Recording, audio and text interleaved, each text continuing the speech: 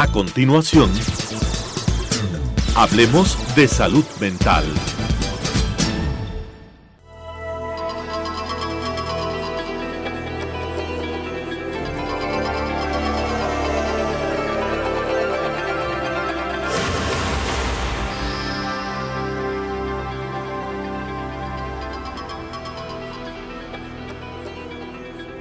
Señoras y señores, muy buenos días, bienvenidos a que hablemos de salud mental. Señores televidentes, buenos días, nuevamente en su programa Hablemos de Salud Mental. La semana pasada dejamos inconcluso el tema de patología dual, esta coexistencia de dos elementos, uno el de un diagnóstico psiquiátrico y la presentación al mismo tiempo de un abuso de sustancias o uso de sustancias, y nos habíamos enfocado precisamente en cómo los trastornos psiquiátricos pueden estar agravados en su curso, en su forma de presentación incluso, por sustancias que son adictivas, y que esas sustancias están de una manera u otra teniendo una influencia sobre el curso del trastorno psiquiátrico. El día de hoy vamos a enfocarnos a los trastornos mentales que son inducidos por sustancias, es decir, al revés. Y antes de entrar en el tema así totalmente, hay que reconocer de que algunas personas, algunos autores, hablan de que hay una sobredimensión de la relevancia de esto. ¿Tú qué opinas? Sí, así se comenta pues en los textos especializados, en las revistas, en las publicaciones especializadas, como que le estamos dando demasiada importancia al consumo en sí. Y tienen un enfoque que nos dice que un trastorno mental, y de hecho las adicciones serían trastornos mentales producidos por alteraciones neuroquímicas en nuestro cerebro. Entonces hablan de todos los problemas de neurotransmisores, de receptores, y esto pues estaría dando a la final una menor importancia en sí a que solo el efecto tóxico, por así decirlo, de la sustancia sea la que cause los trastornos mentales. Se habla en sí de la predisposición, porque no todas las personas que consumen una sustancia hacen un cuadro psiquiátrico. Entonces hay mucha variabilidad en los porcentajes en que esto sucede, y en esto se basan algunos autores para decirnos de que estamos sobredimensionando y que tal vez ese consumo no causa tantos inconvenientes como al parecer se dice.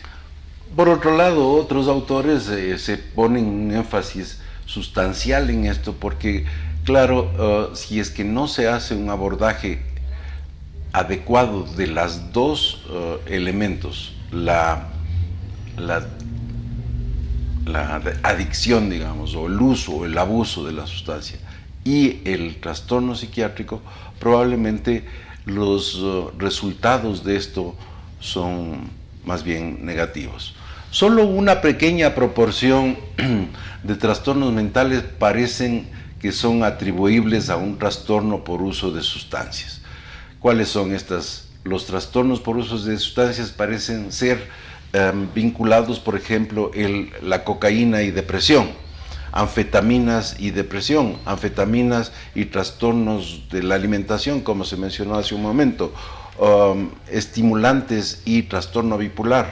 Claro, o sea, desde este punto de vista lo que se estaría exponiendo en primer lugar el trastorno mental en sí, que ese constituiría, por así decirlo, una vulnerabilidad para el uso de sustancias o para el desarrollo de una adicción. Si no hubiera esa vulnerabilidad, ponen los ejemplos de que muchas personas pueden consumir una o dos veces o un consumo recreativo, social, no adictivo de sustancias, y si no tienen esa vulnerabilidad, no se complicarían con trastornos mentales, entonces no serían inducidos por esas sustancias. Uh-huh. Entonces, claro, eso es todavía hay los dos criterios, ¿no? Pero tú en la práctica, ¿no has visto pacientes que iniciaron un consumo exagerado de cocaína hasta que un momento dado se asustan, quieren salir de eso, paran y aparece un trastorno depresivo?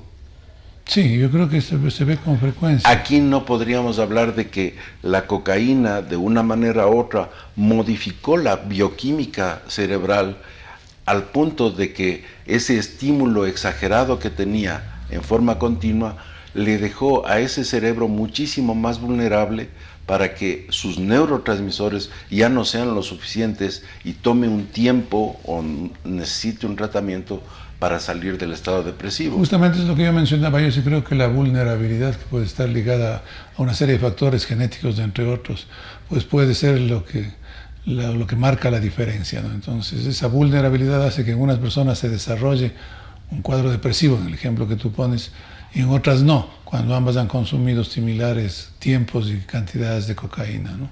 Pero yo sí creo que también podría verse otro punto de vista, en el sentido de que la cocaína pues les mantiene en un mejor ánimo aparentemente, y al suspender el consumo se muestra en sí el cuadro depresivo que estaba subyacente a eso, ¿no? Claro que ahí estaríamos partiendo de que eran deprimidos que se automedicaban con cocaína para sentirse un poco mejor, para tener más claridad mental, más energía, y el cuadro original era un trastorno psiquiátrico que llevó al uso de la cocaína y por tanto agravamiento de los síntomas y demás. Muchos trastornos mentales se ponen en marcha antes de la emergencia de un trastorno por uso de sustancias, como el caso de que acabas de tú mencionar. Es decir, probablemente hay deprimidos que usan cocaína como una forma de tratarse los síntomas depresivos. Sí, cocaína, es decir, pueden usar anfetaminas también, estimulantes. Entonces con eso logran, como quien dice, estar a flote en cuanto a su estado anímico se refiere. Al dejar de usarlo por A o B circunstancias, pues ese nivel de estado de ánimo pues cae y la persona se muestra más claramente en un cuadro depresivo. Esa podría ser una de las explicaciones. La que tú mencionabas, los cambios a nivel neuroquímico, a nivel de neurotransmisores, de receptores, si esos cambios en la química cerebral, pues yo creo que no hay que perderles de vista, porque son sustancias que sí producen ese tipo de cambios, ¿no? Entonces, ¿qué tanto puede estar ligado el aparecimiento posterior de un trastorno mental justamente a estos cambios neuroquímicos que han sido inducidos por la sustancia? Con lo cual volvemos nuevamente al asunto de la vulnerabilidad. Entonces, sí, yo estaría de acuerdo en eso.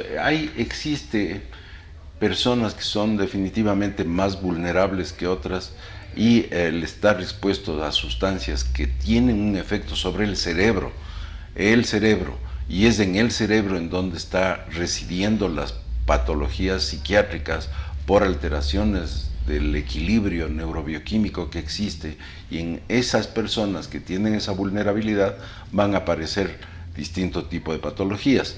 Se habla, y mencionamos en la semana anterior, sobre esquizofrenia y marihuana, por ejemplo. Muchas madres de muchachos esquizofrénicos, pues al parecer tenían razón. Esto recién es hace muy pocos años, apenas 10, 12 años, que se le hace la asociación de que hay un grupo de personas vulnerables a que el consumo de marihuana les desencadena un cuadro psicótico de tipo esquizofrénico. Pero las mamás ya sabían, decían, mi hijo antes de llevarse con esa bola de vagos que le hizo fumar marihuana, no tenía nada, pero empezó a fumar marihuana y inmediatamente se volvió raro y le apareció esta enfermedad. Claro, ¿qué podemos decir? En este caso la marihuana actuó como el factor desencadenante. Yo sí creo que había una vulnerabilidad. No podemos decir si no fumaba no le pasaba nada. O a lo mejor un par de años después, aunque no hubiera fumado, ya se presentaba el cuadro esquizofrénico.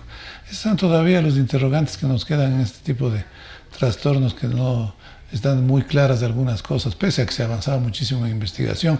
Lo que tú dices, los efectos de marihuana y el desencadenamiento de cuadros psicóticos es de reciente, ¿no? 10, 12 años, como has mencionado. Entonces eso pues hace que sea cada vez más difícil de entender. Y hay que aclarar que no toda la gente que fuma marihuana va a desarrollar un cuadro psicótico de tipo esquizofrénico. Es un pequeño porcentaje, pero la lástima es que nadie sabe si estoy dentro del porcentaje o no. Nadie sabe si sacó el número premiado claro, o no, entonces es el inconveniente. Claro, eso también hay que hacer énfasis. No todo el mundo le va a pasar lo mismo. Ahora, ya para hacer el diagnóstico en patología dual, ¿qué tendríamos que tomar en consideración? Yo creo que habría que tomar en consideración los síntomas, evidentemente, su aparecimiento y lo que llamamos en clínica el corte longitudinal, es decir, cuándo empezó, cómo ha ido evolucionando, cuándo el consumo de sustancias fue previo, el consumo de sustancias fue ya cuando se presentaron los síntomas, cómo se modificaron los síntomas de una esquizofrenia, por ejemplo, con el consumo de sustancias, es decir, hacer una investigación global de la evolución de esos síntomas que son los llamativos y por los cuales muchas veces son lo que se consulta, ¿no? Entonces ahí tratar de determinar cómo ha evolucionado eso, yo creo que es importante para llegar a aproximarnos a un diagnóstico de esta naturaleza. Pero en un buen número de casos va a ser bien difícil. Sí. Va a ser bien difícil decir cuál fue primero, el huevo o la gallina, como tú decías hace un momento. Así es. Sí, porque además no es que el ejemplo que tú ponías, la mamá que dice que empezó a fumar marihuana, pero cuando la mamá se dio cuenta qué tiempo llevaba ya fumando marihuana, o empezó a fumar marihuana para mitigar las molestias del cuadro prepsicótico que se daba, que muchos hablan también de ese estadio antes de la irrupción de la psicosis, que ya significa cambios en el comportamiento, en las percepciones de un adolescente, por ejemplo, ¿no? Entonces sí es difícil decir qué mismo empezó, qué fue lo que desencadenó, no desencadenó, pues yo creo que son sustancias que están ahí presentes y que hay que tomar en cuenta el papel que hacen en nuestra química cerebral. Ahora, ya enfocándonos en la parte del tratamiento, una de las cosas que es bastante inusual es encontrar individuos en búsqueda de tratamiento en un centro de adicciones que no presente otro trastorno mental. Es decir, en estos centros es muy común que han llegado supuestamente traídos por la familia, por ellos mismos, por la policía, por lo que sea, para un tratamiento por adicciones. Y muchos de esos, 50% de esos, 40% de esos, presentan un trastorno mental. Yo creo que en esto hay que considerar el enfoque social que se ha dado tradicionalmente a las adicciones, ¿no? Entonces las adicciones no son enfermedades psiquiátricas en sí, no tiene por qué un adicto estar en una clínica psiquiátrica, por ejemplo, había esos criterios. Y se empiezan a dar estas clínicas solo para adictos en los cuales pues, los tratamientos son más psicosociales antes que farmacológicos. Entonces yo creo que eso también hace y se pasa por alto la sintomatología psiquiátrica que llevó a que esa persona sea mucho más propensa. Claro, hay que reconocer que en muchísimos casos, especialmente en adolescentes, simplemente pensemos cómo Guayaquil, por ejemplo, ahorita el problema de adicción a esta terrible droga que es la H, está ligada evidentemente a problemas de hogar, a problemas sociales, a problemas económicos, a una pérdida de valores en muchísimos sentidos, a violencia doméstica, a abuso sexual. Es decir, hay una serie de elementos de carácter social. Y ahí probablemente estarás de acuerdo de que el abordaje para este tipo de trastornos en patología dual, el mejor será uno de los que siempre se habla pero poco se hace, que es un abordaje biopsicosocial. Nos vamos a unos anuncios, regresamos con ustedes en un minuto.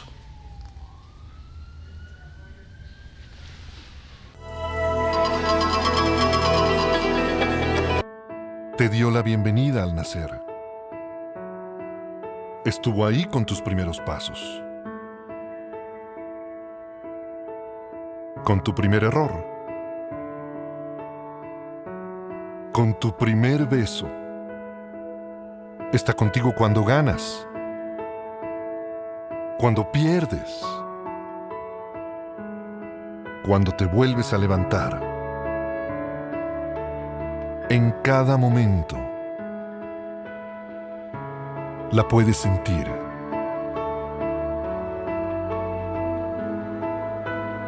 La vida.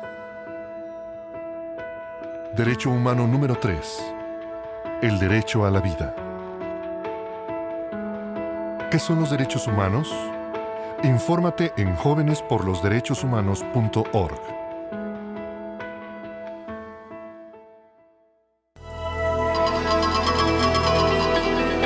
Señores y señores, bienvenidos nuevamente. Estamos tratando el trastorno dual o patología dual, la coexistencia de un trastorno psiquiátrico y abuso o uso de sustancias.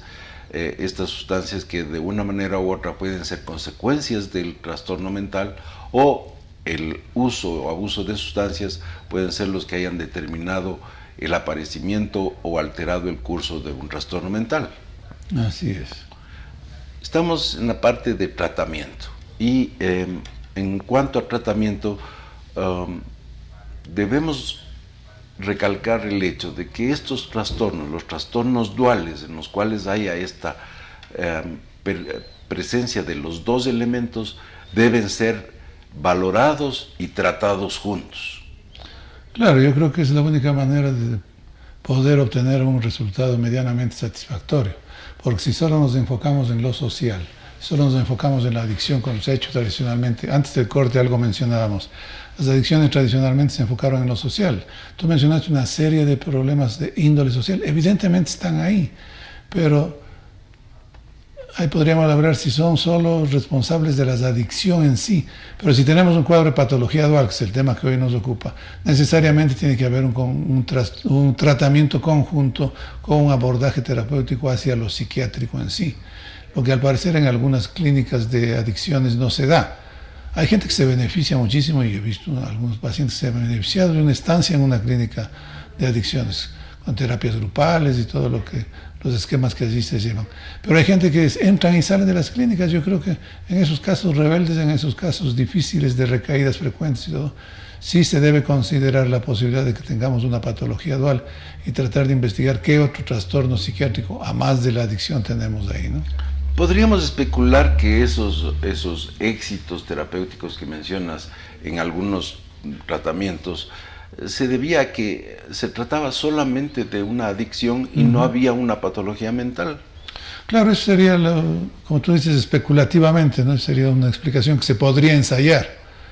Ahora, claro, la evolución también habrá que ver. En aquellos en donde había una patología dual, son estos que están entrando y salen, y que coincidiría con el 50% de gente que tiene algún trastorno mental y que está en este tipo de clínicas. Sí, yo creo que es un porcentaje bastante importante como para no tomarlo en cuenta, ¿no?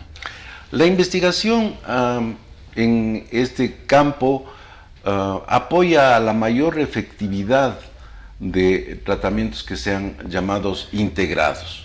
Las evidencias científicas ahora disponibles indican que claramente que hablamos de enfermedades cerebrales determinadas genéticamente, o sea, la vulnerabilidad, tanto en adicciones como en trastornos psiquiátricos.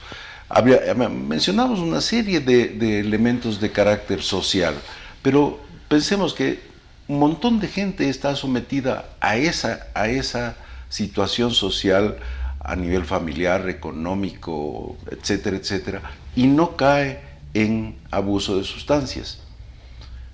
Entonces, el abordaje que decíamos y insistimos es que debe ser biológico para determinar, hay una vulnerabilidad biológica en esta persona, cuáles son los elementos psicológicos que han intervenido para que esta persona que tiene estas características además tenga un abuso de sustancias, y cuál es el entorno social en el cual se mueve esta persona, ¿no? Claro, y con eso volvemos a lo que mencionaba hace un momento, el cómo hacer el diagnóstico, el cómo conjuntar en una determinada paciente todos esos elementos y ver cuáles son los que están influyendo más. O sea, tener una evolución de los síntomas, tener en lo posible, lo más claro posible, cómo ha sido la evolución, la presentación de los síntomas en relación con el consumo de las sustancias. Entonces, ¿qué tanto hay una vulnerabilidad que haga que ese uso de sustancias cause ya cambios a nivel neuroquímico? Sí, hay que hacer el abordaje integral. No todos necesitarán tratamiento farmacológico, por ejemplo. De hecho, para las adicciones algo específico, creo que todavía no lo tenemos. Pero no todos necesitarán un tratamiento farmacológico, pero si hay un cuadro psiquiátrico conjunto, pues sí, no va a mejorar esa adicción si no mejoramos ese cuadro psiquiátrico, cualquiera que este sea, ¿no? Así haya sido inducido o haya sido previo al consumo de la sustancia. En las noticias de estos días apareció en la prensa justamente que un hospital neumológico que causó mucho revuelo porque estaba en pésimas condiciones, etcétera. Lo cerraron y al parecer lo van a reabrir para el tratamiento de adicciones. Entonces es de esperar que en estos centros especializados para el tratamiento de adicciones el abordaje sea como mencionamos. Primero diagnosticar si esas personas que van a ser tratadas por adicción, además de la adicción, tienen algún elemento de carácter biológico, es decir, un trastorno psiquiátrico que tiene que ser abordado simultáneamente, porque si no va a ser pacientes que entren y salen en ese flamante nuevo hospital para el tratamiento de adicciones. Y también tomar en consideración, evidentemente, los factores sociales que han determinado que ese individuo con esas características biológicas y con esas características psicológicas haya sido sujeto a caer en adicciones. Porque si no, si tratamos a la adicción, tratamos el trastorno secundario o presente simultáneamente y le devolvemos al mismo ambiente, muy probablemente las probabilidades de éxito van a ser menores. Por supuesto, ahí viene la necesidad de individualizar ese tratamiento, es decir, hacer un estudio individual de cada paciente, porque no podemos tener tratamientos genéricos, ¿no? No podemos tener, a ver, todos los consumidores de tal sustancia aquí en esta forma de tratamiento. Creo que hay que individualizar, hay que ver, justamente valorar los factores familiares, sociales, económicos, de dónde viene ese paciente, qué carga familiar tiene. Entonces ahí creo que el tratamiento debería orientarse en ese sentido. Y evidentemente si tratamos lo psiquiátrico, pues va a ser una gran ayuda para tratar en sí la conducta adictiva. Y luego tendríamos, esa sería dentro del tratamiento intrahospitalario, por así decirlo. Pero claro, hay que tratar de intervenir en los factores sociales que están afuera de los muros del hospital, porque si vuelve un paciente a las mismas condiciones, pues no creo que vaya a mantenerse en buenas condiciones mucho tiempo, ¿no? El trabajo de este tipo de instituciones dedicadas al tratamiento de personas con adicciones a sustancias, evidentemente tiene que tener varios equipos que trabajen conjuntamente en beneficio de los pacientes. El psiquiatra, el médico, va a jugar un papel, un rol. El psicólogo va a jugar un papel importantísimo también. Son gente que necesitan un apoyo psicológico, psicoterapias de apoyo, psicoterapias de grupo, beneficiarse de las experiencias de los otros y también un equipo de trabajadores sociales que hagan un análisis adecuado de cuáles son los problemas particulares que este individuo tiene y cuáles son las condiciones que podríamos modificar o mejorar para que este individuo, al regresar a su entorno social, no sea víctima nuevamente de caer en lo mismo. Claro, yo creo que la conjunción de todos los esfuerzos de todo ese grupo de profesionales es lo que puede ayudar a este tipo de pacientes. Pero insisto, lo básico es el diagnóstico inicial, saber con qué nos estamos topando y qué enfoque tenemos que dar a ese paciente específicamente. Al equipo que tú has mencionado, yo sí le agregaría, porque no veo por qué no, los terapeutas vivenciales, por ejemplo. Gente que ha salido muchas veces de problemas similares y que dan su testimonio y que hacen ver que el asunto pues no es como lo pinta muchas veces la persona que está en sí en el cuadro adictivo, ¿no? Eso también es importante. Esto de los terapeutas vivenciales puede ser un arma de doble filo, sí, ¿no? O sea, sí. hay algunos terapeutas vivenciales que tienen una extraordinaria capacidad de comunicación, son carismáticos y de una manera u otra pueden ayudar a las gentes a salir del problema poniéndose ellos mismos en la misma condición de poder dar a los pacientes que están pasando por lo mismo su experiencia previa. Pero hay algunos que no están del todo convencidos o del todo adecuadamente tratados y son terapeutas vivenciales que tienen una terrible recaída y eso tiene un impacto enorme sobre quienes han estado tratando de beneficiarse de aquel terapeuta vivencial.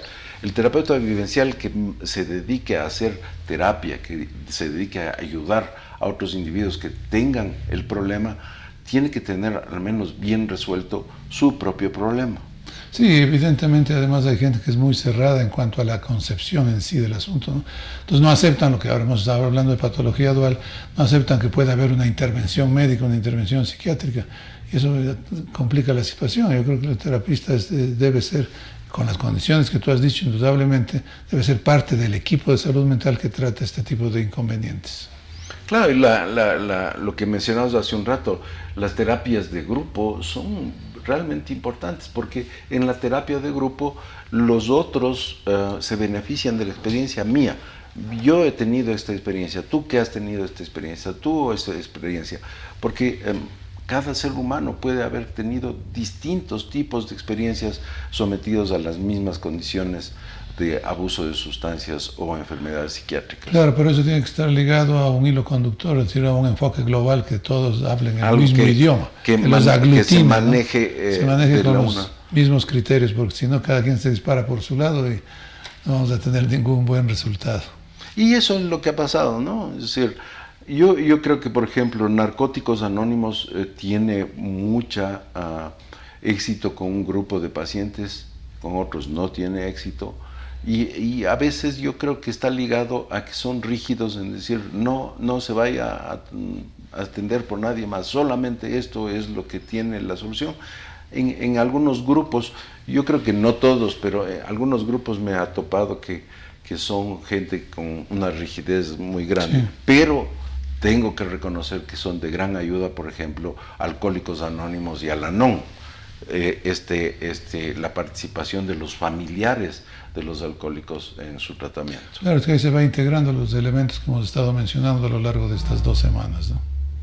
Bien, con esto concluimos el tema de patología dual. Les esperamos la próxima semana para que sigamos hablando de salud mental. Hasta la próxima semana, buenos días. Las opiniones vertidas en este espacio por la producción y dirección del programa son de exclusiva responsabilidad de sus autores y de quienes intervienen en ellos.